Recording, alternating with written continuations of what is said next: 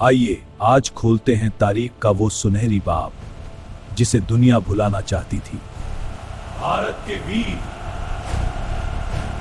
क्योंकि भारत के वीरों का इंतकाम उसके पीछे एक साए की तरह लग गया था, एक गुमनाम रास्ता और मौत का जाल। आज हम सुनाएंगे उस भयानक इंतकाम की दास्तान जो तारीख की किताबों में कहीं खो गई है। जब जब इस धरती पर जुल्म का साया गहरा हुआ, तब तब कोई वीरंगना या सूरमा दीवार बनकर खड़ा हो गया। दुश्मन को लगा था कि ये सोने की चिड़िया पिंजरे में कैद हो जाएगी, मगर उन्हें नहीं मालूम था कि यहाँ का हर बच्चा एक शेर है। भारत की रूह कभी खामोश नहीं रही। वो हर मुश्किल वक्त में एक नए रूप में जन्म लेती है। शादियां बीत गईं, सल्तनतें मिट्टी में मिल गईं, मगर उन वीरों का गर्व आज भी हमारी रगों में दौड़ता है।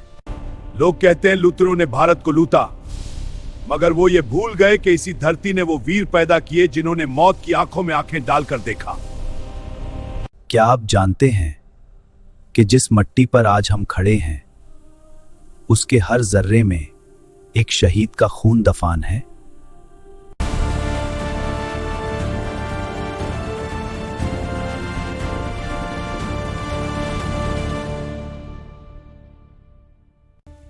अस्सलाम वालेकुम दोस्तों, भारत के वीर सिलसिले में आपका एक बार फिर स्वागत है।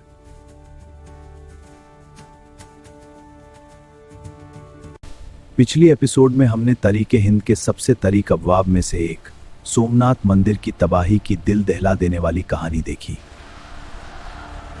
हमने उन 50,000 से ज्यादा गुमनाम वीरों की कुर्बानी को सलाम किया, जिन्होंने अपने भगवान की हिफाजत के लिए अपनी जान दे दी।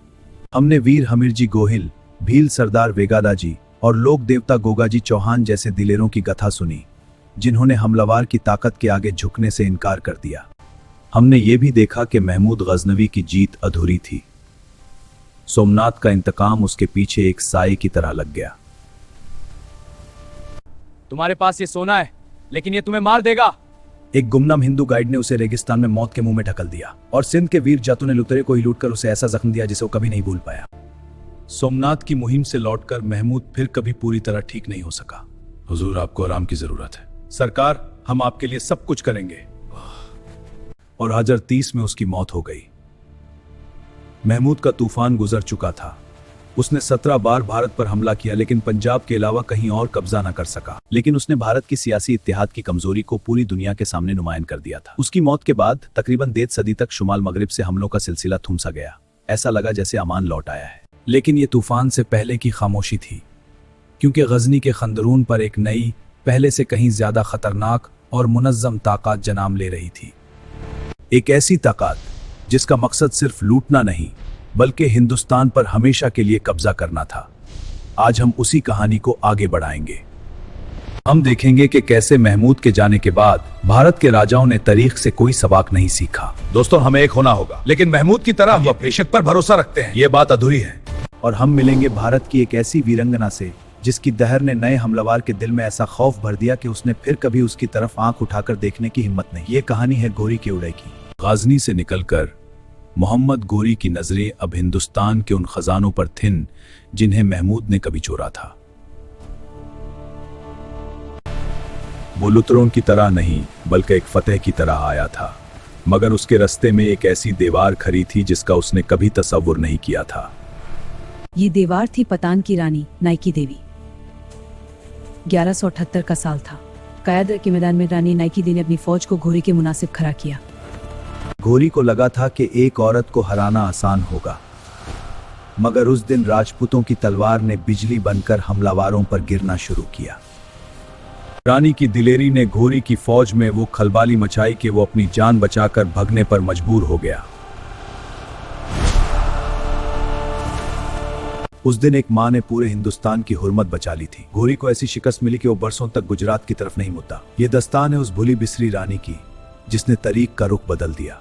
घोरी की शिकस्त ने उसे खामोश तो कर दिया, मगर उसका जुनून अभी ठंडा नहीं हुआ था। वहां भारत के राजा अपनी फतह के जश्न में मगन थे। ये भूल करके दुश्मन अब पहले से कहीं ज्यादा तैयारी कर रहा है। लेकिन इसी दौरान दिल्ली की दहलीज पर एक नया सूरज तुलू हो रहा था। सियासी साजिशें और अंदरूनी इख्तलाफात फिर हमले की कसम खाई। इस बार वो लूटने नहीं, बल्कि हुकूमत बदलने के लिए आ रहा था। तारीख का सबसे बड़ा टकराव करीब था। तरीन के मैदान में दो मुख्तलिफ सोच और दो बड़ी ताकतें आमने सामने खड़ी थीं। पृथ्वीराज जानते थे कि यह जंग सिर्फ उनके राज्य की नहीं बल्कि पूरे हिंदुस्तान की बाका की है। जंग का आगाज हो चुका था। युद्ध के साथ जाओ! तराइन की पहली जंग ने दुनिया को दिखा दिया कि जब जज्बा और मत्ती की मोहब्बत मिलती है तो हर ताकत नाकाम हो जाती है। घोरी एक बार फिर जख्मी हालात में पीछे था, मगर उसकी हार ने उसके अंदर इंतकाम की आग को और भड़का दिया। लेकिन अफसोस कि जीत के बाद की गफलात अक्सर सदियों की गुलामी का सबब बनती है। इत्तेहाद की कमी और पुरानी दुश्मनियों ने उन दरवाजों को खोल दिया जिन्हें बंद रखना जरूरी था।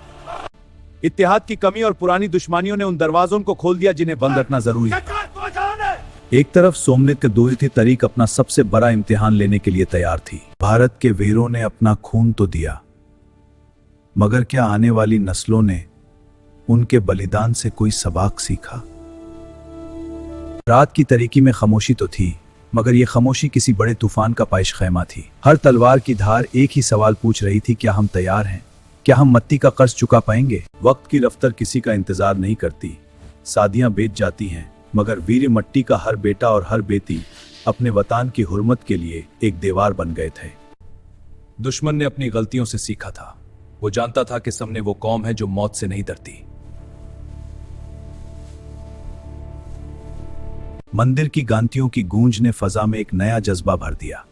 ये गूंज दुश्मन के लिए खौफ की निशानी थी।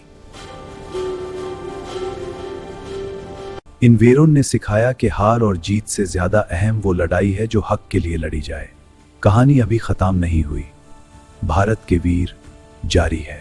ये मत्ती सिर्फ मत्ती नहीं, उन हजारों शहीदों का अक्स है जिन्होंने इसे अपने खून से सींचा है। सोमनाथ की तबाही से लेकर तराइन के मैदान तक हर जख्म ने एक नई दस्तान को जन्म दिया। जमाने गुजरे, हमलावर आए और चले गए, मगर इस धरती की रूह को कोई फतह न कर सका। वीर मरते नहीं, वो दिलों में बसने वाले जज्बे बन जाते हैं जो आने वाली नस्लों को रास्ता दिखाते हैं। आज हम जिस आजादी की हवा में सांस लेते हैं वो उन्हीं गुमनाम वीरों की कुर्बानियों का समर है। मगर अभी इम्तिहान खत्म नहीं हुआ था। एक और अजीम जंग, एक और अजीम नायक हमारा इंतजार कर रहा है। ये दिए सादियों से जल रहे हैं ताकि हम उन रस्तों को ना भूलें जो हमारे पुरखों ने अपने खून से रोशन किए। विरसा सिर्फ इमारतों का नाम नहीं, बल्कि उस गैरत का है जो एक नस्ल से दूसरी नस्ल को मिलती है। जब तक एक भी शख्स इन कहानियों को दोहराने वाला बाकी है, तब तक भारत के वीर जिंदा हैं। हमने देखा कि कैसे तबाही के मलबे से भी उम्मीद की किरण फूटती है। ये उम्मीद ही हमारी असली ताकत है। उनका नाम तारीख के सफ़ों पर हमेशा सुनहरी हुरूफ में लिखा रहेगा। वो फानी थे, मगर उनका अज़्म लफानी है। इस एपिसोड में हमारे साथ रहने का शुक्रिया। भारत की अजमत की ये दास्तान अभी जारी रहेगी। अगली बार हम मिलेंगे एक नए नायक से, एक नई ललकार के साथ। तैयार रहिए। याद रखिए, कौमें वही जिंदा रहती हैं जो अपने वीरों को याद रखती हैं। ये नक्शा सिर्फ सरहदों की लकीर नहीं, बल्कि सादियों की जिद्दोजहद और कुर्बानियों है। हर कहानी का एक अंजाम होता है, मगर हर अंजाम एक नए आगाज की बुनियाद बनता है। भारत की रूह कभी खामोश नहीं रही। वो हर मुश्किल वक्त में एक नए रूप में जन्म लेती है। सादियां बीत गईं, सल्तनतें मिट्टी में मिल गईं, मगर उन वीरों का गर्व आज भी हमारी रगों में दौड़ता है। लेकिन अभी दास्तान बाकी है, क्योंकि दुश्मन अब भी सरहदों पर खड़ा अपनी बारी का इंतजार कर रहा है। एक ऐसा शेर जो घोरी की नस्ल को हिलाकर रख देगा। हमारे साथ जुड़े रहिए, क्योंकि असली इम्तिहान तो अब शुरू होने वाला है। क्योंकि भारत कभी नहीं झुकता। जब सूरज निकलता है तो अंधेरा कितना ही गहरा क्यों ना हो, उसे खत्म होना ही पड़ता है। ये दास्तान सिर्फ गुजरे हुए वक्त की नहीं, बल्कि हमारे आने वाले कल की पहचान है। तलवारें बदल गई, मैदान बदल गए, मगर वो जज्बा आज भी वही है जो सोमनाथ की दीवारों पर था। जब तक हम अपने वीरों को याद रखेंगे, तब तक हमारी मिट्टी का गर्व कोई नहीं छीन सकता। सफर अभी लंबा है और दास्तान अभी बाकी है। भारत के हर कोशे में एक नायक छुपा है। इस दास्तान का यह हिस्सा यहाँ मुकम्मल होता है, मगर एक नया बाब अगले मोड़ पर हमारा मुंतजिर है। हम जल्द लौटेंगे एक नई ललकार और एक नए वीर की कहानी लेकर। देखते रहिए, भारत अमर है। अगली एपिसोड में देखिए, बल्कि उस अज़म की जो भारत गिरकर संवाद जानता है। तराइन का दूसरा मार्का।